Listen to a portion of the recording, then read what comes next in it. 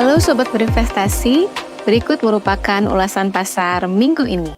Zona Amerika, hasil data ketenagakerjaan bulan Maret menunjukkan tren yang masih cukup kuat. Non-farm payroll bertambah 303.000 versus penambahan bulan Februari sebesar 270.000.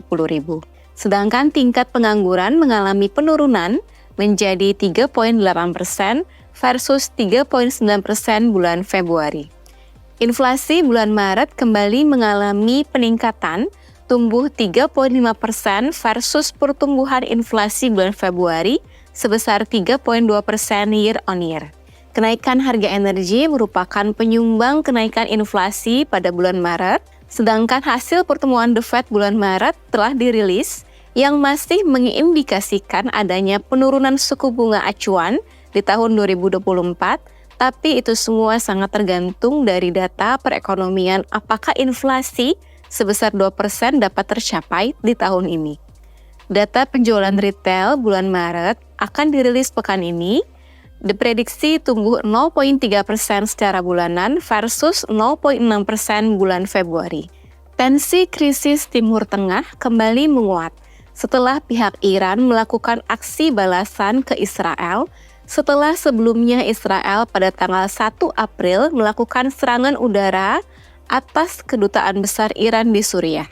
Presiden Amerika Serikat Joe Biden dilaporkan telah memperingatkan Perdana Menteri Israel Netanyahu untuk tidak melakukan aksi balasan untuk meredakan ketegangan regional agar konflik regional tidak meluas. Kita masuk ke zona China. Pertumbuhan ekonomi kuartal 1 akan dirilis pekan ini, diprediksi tumbuh 5% year on year versus 5,2% year on year kuartal 4 2023. Zona Indonesia, cadangan devisa bulan Maret sedikit mengalami penurunan menjadi 140,4 miliar US dollar versus 144 miliar US dollar bulan Februari sebagai bentuk adanya intervensi untuk menjaga nilai tukar rupiah. Data pertumbuhan tahunan kendaraan bermotor bulan Maret telah dirilis, penjualan motor turun 7,8% year on year versus penurunan sebesar 2,9% year on year bulan Februari. Sedangkan penjualan mobil turun 26,2% year on year versus penurunan sebesar 18,8% year on year bulan Februari. Tingkat kepercayaan konsumen bulan Maret akan dirilis pekan ini yang diprediksi masih berada di fase optimis di level 123,4 versus 123,1 bulan Februari. Neraca perdagangan bulan Maret akan dirilis pekan ini, diprediksi akan ada peningkatan surplus menjadi 1,5 miliar US dollar versus surplus 0,87 miliar US dollar bulan Februari. Data penjualan retail tahunan untuk bulan Februari akan dirilis pekan ini, diprediksi tumbuh 1,2% year on year versus pertumbuhan sebesar 1,1% year on year bulan Januari. Market view, IHSG selama sepekan ditutup flat minus 0,03% week on week di level 7.286,882. Pekan ini potensi IHSG akan mengalami tekanan karena sentimen global khususnya krisis Timur Tengah yang kembali menguat karena adanya konflik Israel dan Iran. Namun, berdasarkan informasi terakhir, Presiden Amerika Serikat telah menyarankan kepada Perdana Menteri Israel untuk tidak melakukan serangan kembali atas Iran agar konflik regional tidak meluas. Sedangkan dari dalam negeri terdapat sentimen nilai tukar rupiah atas dolar yang menembus level 16 ribuan, walaupun ini belum menunjukkan kondisi real karena pasar domestik masih belum ada aktivitas. Dan nilai tukar yang tercermin saat ini hanya non-deliverable forward atau NDF rupiah atas dolar yang merupakan instrumen keuangan derivatif yang digunakan untuk hedging atas nilai tukar antara dolar dan rupiah. Bila pasar domestik sudah kembali normal, potensi Bank Indonesia akan melakukan intervensi dan harapannya nilai tukar rupiah atas dolar bisa kembali di bawah 16.000. Data domestik yang akan dirilis pekan ini seperti neraca perdagangan bulan Maret, tingkat kepercayaan konsumen bulan Maret, Dan pertumbuhan penjualan retail bulan Maret diharapkan dapat memitigasi sentimen negatif yang ada.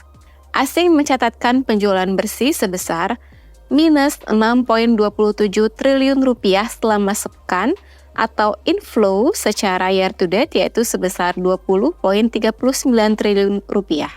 Pada pekan lalu, 3 sektor yang mencatatkan pelemahan tertinggi adalah sektor keuangan, properti, dan transportasi sebesar minus 3,51%, minus 2,11%, dan minus 1,65% secara mingguan. Pada tanggal 5 April 2024, yield benchmark Sun 5 tahun flat di level 6,55%, yield benchmark Sun 10 tahun flat di level 6,60%, dan yield benchmark Sun 15 tahun flat di level 6,81%, dan yield benchmark Sun 20 tahun turun menjadi 6,87%. Kepemilikan asing pada pasar Sun per tanggal 4 April 2024 tercatat sebesar 807,31 triliun rupiah atau sebesar 14,14% dari total outstandingnya, menurun dibandingkan posisi per 28 Maret 2024 yaitu sebesar 810,71 triliun rupiah atau 14,2% dari total outstandingnya. The Fed telah mengindikasikan adanya kebijakan moneter yang longgar di tahun ini atau adanya penurunan suku bunga sebanyak 3 kali